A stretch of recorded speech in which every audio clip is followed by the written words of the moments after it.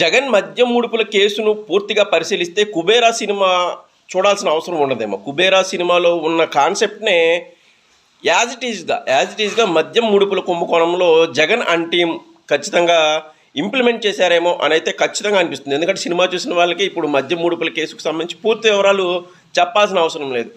3,200 కోట్ల మేర దీనికి మద్యం స్కామ్ జరిగింది అన్నదాన్ని, దాన్ని బ్లాక్లో ఉన్నదాన్ని వైట్ ఎలా చేశారో దీనికి సంబంధించి అమాయక యువతను, లేకపోతే ఐఐటి చదువుకున్న వాళ్ళని, లేకపోతే ఐఏఎస్కి ప్రిపేర్ అవుతున్న వాళ్ళని ఎలా ఎంచుకున్నారు అన్నది చాలా సేమ్ కుబేరా సినిమా లాగా అనిపిస్తుంది. ఈ కుబేరా సినిమాలో నాగార్జున రోలుని రాజ్ కసిరెడ్డి నిర్వహిస్తే, సినిమాలో విలన్ రోల్ను, అలాగే దీనికి సంబంధించి ధనుష్ రోల్ను సంబంధించిన ఈ ఐఏఎస్ చదువుకున్న కుర్రోళ్ళు కానీ, లేకపోతే ఐఐటీలు కానీ నిర్వహించారని అనిపిస్తుంది. సో ఆ సినిమాలో ధనుష్ అలాగే ఇతర ఇంకో ముగ్గురు, ధనుష్తో పాటు ఇంకో ముగ్గురు బెచ్చగాలను ఎలాగైతే ఒక డబ్బుని బ్లాక్ నుంచి వైట్కి తీసుకురావడానికి ఎలా అయితే రకరకాల దొంగ కంపెనీలు, రకరకాల దొంగ ఖాతాలు తెరిచి ఎలా అయితే చేస్తారో, సేమ్ అదే తరహాలో రాజ్ కసిరెడ్డి అనే వ్యక్తి కొందరు ఐఐటి, అంటే దాంట్లో బెచ్చగాలను ఎంచుకుంటే దీంట్లో ఐఐటి చదువుకున్న వాళ్ళని, బాగా ఉన్నత చదువుకున్న వాళ్ళని వీళ్ళు ఎంచుకున్నారు మద్యం కుంభకోణానికి సంబంధించి. ఈ డబ్బును అంతిమ లబ్ధిదారికి చేర్చే క్రమంలో వీళ్ళందరూ చాలా కష్టపడ్డారు.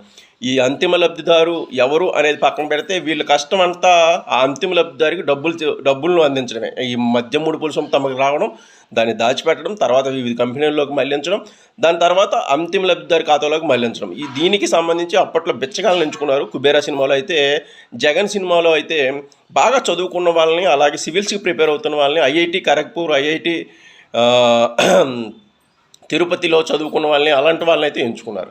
సో ఈ మొత్తం అంటే ఒక డబ్బుని, ఒక అవినీతి డబ్బుని ఎలా వివిధ మార్గాల్లో మళ్ళీ తమకే చేర్చుకోవాలి. కుబేరా సినిమాలు ఏంటంటే వేరే వాళ్ళకి చేర్చడం 1,00,000 కోట్లను, ఈ సినిమా జగన్ సినిమాలు ఏంటంటే అవినీతి డబ్బును, ప్రజల దగ్గర నుంచి వచ్చిన డబ్బును తనకు మాత్రమే, అంటే అంతిమ లబ్ధిదారికి చేర్చే పనిలో అయితే ఈ సినిమా మొత్తం నడుస్తుంది. సో దానిని అర్థం చేసుకుంటే ఈ మొత్తం జగన్ యొక్క మద్యం స్కామ్ ఎలా నడిచింది ఏంటి అనేది అయితే పూర్తిగా అర్థమవుతుంది. సో కుబేరాకు జగన్ యొక్క మద్యం ముడుపుల స్కామ్కు చాలా దగ్గర సంబంధాలు అయితే కనిపిస్తున్నాయి. సో ఎప్పటికప్పుడు అప్డేట్స్ గురించి మన ఛానల్ని సబ్స్క్రైబ్ చేయండి, వీడియోని లైక్ చేసి ప్రోత్సహించండి. Thank you.